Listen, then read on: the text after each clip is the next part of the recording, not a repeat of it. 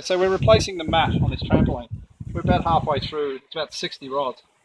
What you're meant to do is you're meant to use your hip and try and get this guy in and repeat and get that clipped underneath and repeat that 60 times. It's just too hard.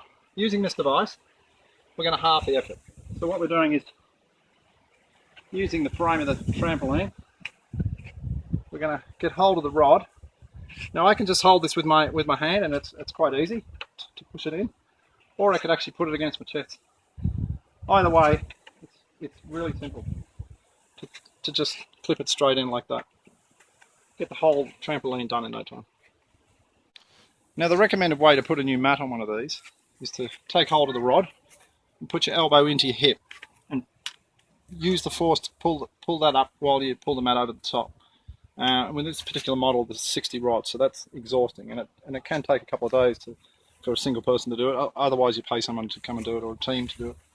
With this device, I'm basically going to use a lever to half the effort for a start, and I can use this against my body or with my hand.